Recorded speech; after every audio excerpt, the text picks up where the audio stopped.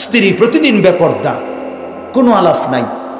মেয়েটা আপনার মেয়ে, আরে মুসলমান, আপনার 16 বছরের, 14 বছরের, 15 বছরের মেয়েটা, সে যে শিক্ষা প্রতিষ্ঠানে পড়তে যায় 8-7 কাপড় পরে, খোলামেলা হয়ে, এত টাইট জামা কাপড় পরে, তার এই শরীর যৌবন সে কাকে প্রদর্শন করে আপনি এতটুকু বুঝেন না?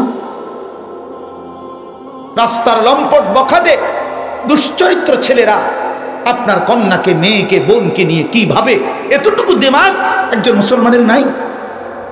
যার যদি হায়া থাকে, লজ্জা থাকে, বিবেক থাকে, সে তো তার স্ত্রীকে বেপর্দা দিতে পারে না, সে তো তার মেয়েকে বেপর্দা দিতে পারে না। এজন্য পরিষ্কার কথা মনে রাখবেন, হাদিসের ভাষায় এটা, যেই পুরুষ তার স্ত্রী, কন্যা, মেয়ে, যার পরিবারের বেপর্দা, ওই পুরুষ বেগায়রত, আত্মমর্যাদাহীন, আত্মসম্মানহীন, তার কোনো আত্মমর্যাদা নাই, প্রেস্টিজ কনসার্ন বলতে কিচ্ছু নাই, বেগায়রত, বেহায়া, বেহায়া, বেহায়া।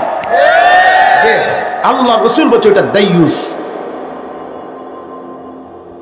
যার জন্য জান্নাত হারাম। দাইয়ুস কিন্তু মহিলা না, দাইয়ুস পুরুষ। জানেন এটা আপনারা? অনেকে মনে করেন আপনারা দাইয়ুস হলো মহিলারে বলে, যে মহিলা বেপর্দা। না না, ওই মহিলা তো বেপর্দা, এটা তো রাগ কইছে বেপর্দা। তো দাইয়ুস কে? দাইয়ুস পুরুষ। ওয়াদ-দাইয়ুস আল্লাযী ইউকিররু আহলাহু আল খুবুস। নবীজি বলছে দাইয়ুস বলে তাকে, ওই পুরুষকে যে তার পরিবারের জন্য অশ্লীলতা, বেহায়াপনা, নাপাকি, হারাম পছন্দ করে, মেনে নেয়, স্বীকৃতি দেয়, ইকরার করে। তাহলে যেই বাপ, যেই স্বামী, যেই পুরুষ নিজ খরচে বিদ্যুৎ বিল দেয়, ডিশের বিল দেয়, ওনার ঘরে ওনার সম্মতিতে, ওনার জানাশোনার মাধ্যমে টেলিভিশন চলে, নাচ গান চলে, বউ বাচ্চা সব ছেলে মেয়ে, নাতি নাতনি বছরের পর বছর নর্তকী দেখে, সিনেমা দেখে, নাটক দেখে, আল্লাহর কসম ওই পুরুষ, ওই ঘরের ফ্যামিলির যিনি প্রধান, উনি দাইয়ুস। তার জন্য জান্নাত হারাম, মনে রাখেন, তার জন্য জান্নাত হারাম। সে মেনে নিচ্ছে, আমার স্ত্রী সন্তানের জন্য আমি মেনে নিছি, সে যেন ঘরে গিয়ে ঘোষণা দেয়। আমি তো বলি, এই পুরুষ ঘোষণা দিছে তার বউ বাচ্চারে, সবাই বসো, টেলিভিশন দেখো, চা লাগলে চা খাও, নুডলস লাগলে নুডলস খাও, ঠেঙ্গালগি দিয়ে টেলিভিশন চাও। একটা লোক খাই, কে কি কয় আমি দেখুন, আমি দেখতে তোমাকে চিন্তা কি, বিল দিমু আমি, টাকা দিমু আমি, যা খরচ লাগে আমি দিমু, তোমরা নাচ দেখো। নাই তো কি, নাই তো কি বলে, নাই তো সে কি কোনোদিন চেষ্টা করছে এটা বন্ধ করার? কথা বলে। তাইলে আমার স্ত্রী, আমার মেয়ে জাহান্নামী হবে আমার চোখের সামনে, আমি এটা মেনে নেই কেন? আমার সন্তান আগুনে পুড়ে যাবে, আমি বাপ মানবো কেন? আমার স্ত্রী আগুনে পুড়ে যাবে, এটা স্বামী মানে কেন? আমার মেয়ে এখন আগুনে পুড়ে যাবে, আমি, আমার ঘনিষ্ঠ একজন মানুষ, একেবারে আপন জনের মধ্যে, আমি নাম বলতেছি না ইচ্ছা করে, ঘনিষ্ঠ জন, উনি, সে তখন নওজোয়ান, ধরেন 16-17 বছর তার বয়স, তো বিশ্বকাপ ক্রিকেট খেলা শুরু হয়েছে, তো হে কেমনে জানি কৌশল করে একদম একটা ছোট্ট টেলিভিশন কিনছে, পিচ্ছি, এটা বাইশের তলে থায়। তা আমি আপনার 3-4 দিন পরে আমি এটা টের পাইছি।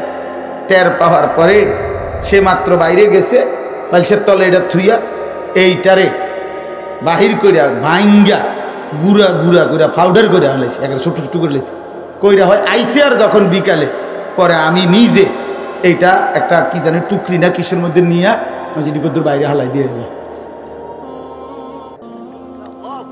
বুঝলেন? ওইটারে দিছি আর কি, যেতে কিনছে তারে দিছি যে এটি কদ্দুর বাইরে হালাই দিয়ে যাও। সে তো এটি দেখে বুঝে নিছে, আয় হায় এটা কি জিনিস। আর একটা শব্দ জিগায় নাই যে এটা কেন ভাঙলো, কি ভাঙলো, সে তো বুঝছে যে তার জিনিসটাই ভাঙে গেছে।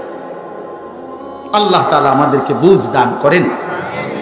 আল্লাহ তাআলা বলেন, আলহাকুমুত তাকাসুর হাত্তা যুরতুমুল মাকাবির। বান্দা, বান্দা তোমারে দুনিয়া ভুলাইয়া দিল, আখিরাত ভুলাইয়া দিল, দুনিয়ার নেশা তোমারে ডুবাইয়া দিল। হাত্তা যুরতুমুল মাকাবিরের আরেক অর্থ হলো এটা, এরই মাঝে তো তুমি একদিন কবরস্থানে পৌঁছে যাবে। এই দেখতে দেখতে তো ফুরায় যাবে, দেখতে দেখতে তো তুমি কবরস্থানেই চলে যাবা, তুমি তো মরেই যাবা, কবরেই চলে যাবা। তখন তুমি কবরে বুঝতে পারবা, তখন তুমি আখিরাতে বুঝতে পারবা আমার নাফরমানির শাস্তি কি, আমার নাফরমানির শাস্তি কি।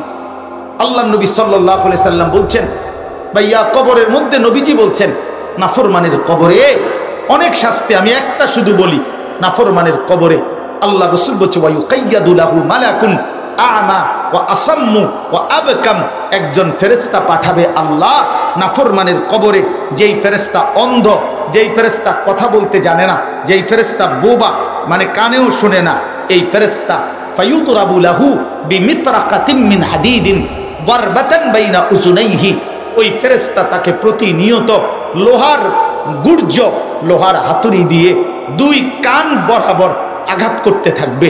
প্রতিটা আঘাতে ফায়াসিহু সাইহাতান, সে এত জোরে চিৎকার করবে নাফরমান, ইয়াসমাউহা মান ইয়ালিহি ইল্লা সাকালাইন, মানুষ এবং জিন ব্যতীত আল্লাহর সমস্ত সৃষ্টি বেঈমানের চিৎকার শুনতে পারবে।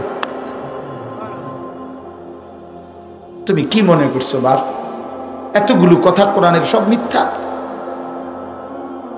রাসূলুল্লাহর এতগুলো হাদিস সব মিথ্যা? মোটেই গায়ে লাগলো না, মোটেই পাত্তা দিলেন না। আজ যদি হইতো এমন যে হুজুর বলতেন তো আছেন বহুত বছর ধরে, কাউরে তো মরতে দেখি না, তাইলেও তো একটা মনটারে বুঝাইতাম যে হ ভাই আমরা আপনার করে ভুল তথ্য দিচ্ছি, কিন্তু মানুষ কি মরছে না? আপনি কারো জানাজা পড়েন নাই? নওজোয়ান ভাই তোমরা কারো জানাজা পড়ো না? তো তোমার বয়সী কেউ কবরে নাই? তাই আল্লাহ আমাদেরকে বুঝ দান করেন। অতএব এটা দয়া করে ভাবার বিষয়, ভাবার বিষয়। আখিরাতের জন্য নিজেকে বানান, আখিরাতের জন্য নিজেকে সাজান। আল্লাহ তাআলা বলেন কাল্লা লাউ তা'লামুনা ইলমাল ইয়াকিন। এই দেখেন সংক্ষেপে বলতেছি, আল্লাহ তাআলা বলেন বান্দা আজকে যদি এই কোরআন থেকে শুনে, রাসূলের হাদিস থেকে শুনে, ওলামায়ে কেরাম থেকে শুনে তুমি যদি কবর, আখিরাত, মিজান, ফুলসিরাত, হাসর, জান্নাত, জাহান্নাম এই কথাগুলোর উপরে যদি ইয়াকিন নিতা, খুব ভালো হতো। কত না ভালো হতো, তাইলে আমল করতে পারতা, তাইলে আমল করতে পারতা। কিন্তু শুনে নাও, যদি পাত্তা না দাও তো অচিরেই একটা দিন আসবে লাতারাবুন্নাল জাহিম, তোমার এই দুই চোখে হাসরের ময়দানে তুমি জাহান্নামকে দেখবা। সুম্মা লাতারাবুন্নাহা আইনাল ইয়াকিন, তখন তোমার চোখে দেখা জ্ঞান হবে, নিশ্চিত তুমি হবে, তখন তো আর ভুল হবে না, তখন আর বুঝতে বাকি থাকবে না। কিন্তু আন্না লাহু যিকরা, আল্লাহ বলে বান্দা বুঝে সেদিন কি লাভ হবে? বলো বান্দা বুঝে সেদিন কি লাভ হবে? কি লাভ হবে বলেন? আপনাদেরকে আমি বলি, এই যে এটা একটা গ্লাস, পানির গ্লাস, দেখতেছেন সবাই? কথা বলেন না কেন? এই যে এটা যে একটা পানির গ্লাস, হ্যাঁ আমি প্রধান বক্তা, আমি বললাম এটা পানির গ্লাস। হ্যাঁ আমি কুমিল্লা দাওয়াত দিয়ে, আমি আপনার masters pass, Comilla Victoria college থেকে মাস্টার্স করছি, আমি বলতেছি এটা পানির গ্লাস। কি এটা? আপনি কি বলবেন হুজুর আপনার মাস্টার টুস্টার আমি চোখে দেখতেছি এটা টিস্যু বক্স, আপনি কোন এটা পানির গ্লাস, ঠিক কিনা? তাহলে এটা যেমন নিশ্চিত চোখে দেখা জ্ঞান, এখানে ভুল হওয়ার আর সুযোগ নাই। তো আল্লাহ তাআলা বলে বান্দা তুমিও এই দুই চোখে জাহান্নাম দেখবা, দেখবা বান্দা, আইনে ইয়াকিন হবে, তোমার চোখে দেখা নিশ্চিত জ্ঞান হবে। কিন্তু বলো তো বান্দা, বুঝেও আসবে, মনেও পড়বে, কিন্তু লাভ কি হবে? লাভ কি হবে? লাভ কি হবে? সর্বশেষ কথা হলো আল্লাহ তাআলা বলেন বান্দা সুম্মা লাতুসআলুন্না ইয়াওমাইদিন আনিন নাঈম। আমি আল্লাহ অবশ্যই অবশ্যই, প্রিয় ভাই কষ্ট করছেন, আপনাদেরকে শেষ বলিয়ে শেষ কথাটা দেখেন। আল্লাহ বলছে বান্দা শুনে নাও, আমি কিন্তু সেই হাসরের ময়দানে নিয়ে জাহান্নামকে দেখবা, সামনে উপস্থিত হাসরের মাঠে, বিচারের মাঠে।